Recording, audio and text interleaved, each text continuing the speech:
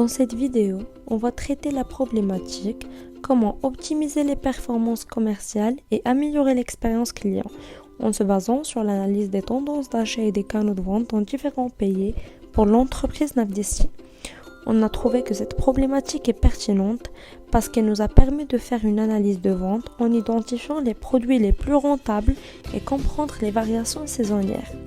Et puis étudier la performance des canaux par découvrir les préférences des clients entre les achats en ligne et en magasin. Et aussi, on a pu travailler sur la segmentation géographique en adaptant la stratégie aux spécificités des marchés locaux en Espagne, France et Maroc. Et finalement, le niveau de satisfaction et de livraison par évaluer les performances opérationnelles à travers les différents statuts de livraison. Étape 1, la transformation des données sur Power Query. On a effectué 4 étapes. Premièrement, le chargement de données. Nous avons importé de notre base de données contenant les ventes par pays, les canaux et les produits. Deuxièmement, c'est le nettoyage des données. On a supprimé les doublons, on a fait la gestion des valeurs manquantes et la normalisation des formats de dates et chiffres. Troisièmement, c'est la création de colonnes calculées.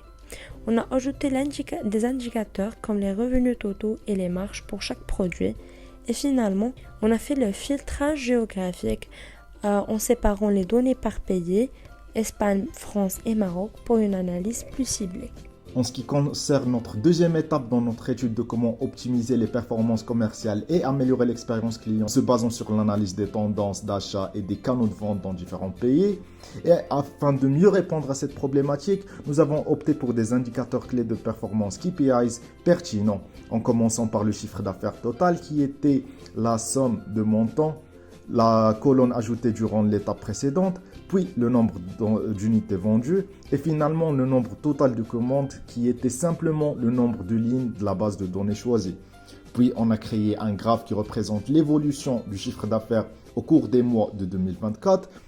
Et afin de mieux étudier les failles dans la gestion logistique de l'entreprise, un histogramme empilé qui représente le revenu des produits en fonction de leur statut de livraison.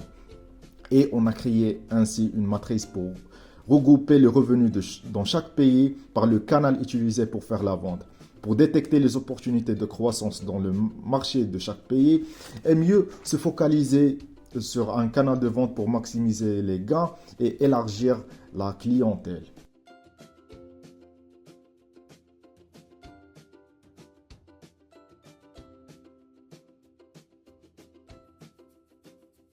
Grâce aux indicateurs présentés dans notre tableau de bord Power BI, nous pouvons maintenant analyser les performances de l'entreprise. Commençons tout d'abord par son chiffre d'affaires qui atteint 29 millions de dirhams avec 5 926 unités vendues et 847 commandes. Ce sont des chiffres significatifs qui reflètent une activité commerciale dynamique. Cependant, l'évolution mensuelle du chiffre d'affaires montre une baisse en fin d'année. Cela pourrait indiquer un besoin de renforcer les actions commerciales pendant cette période. Les revenus liés aux commandes livrées sont les plus élevés, représentant environ 36% des ventes. Cependant, une proportion importante de commandes est encore en transit, soit 34%, tandis que 30% sont retournées. Cela met en lumière des défis logistiques à résoudre pour optimiser les marges et améliorer la satisfaction client.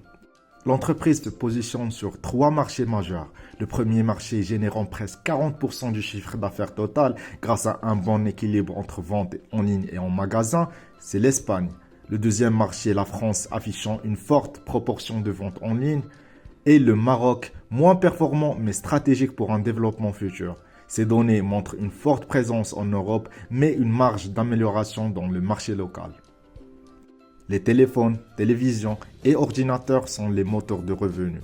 Ces produits technologiques à forte demande génèrent la majorité des bénéfices. Cela témoigne d'un positionnement pertinent sur des catégories à forte valeur ajoutée. Les ventes en ligne et en magasin équitablement dominent, surpassant les ventes en gros. Cette performance illustre une bonne adaptation aux tendances modernes de consommation et un équilibre entre les deux méthodes. La vente en gros, même s'il ne dépasse pas les 20%, elle montre que l'entreprise priorise le contact direct avec les clients au lieu des revendeurs qui achètent en gros. Tout cela nous montre que l'entreprise bénéficie d'un chiffre d'affaires solide et d'une gamme de produits à haute rentabilité, d'une forte présence sur les marchés internationaux comme l'Espagne et la France et d'une stratégie omnicanale efficace avec une domination des ventes en ligne et en magasin.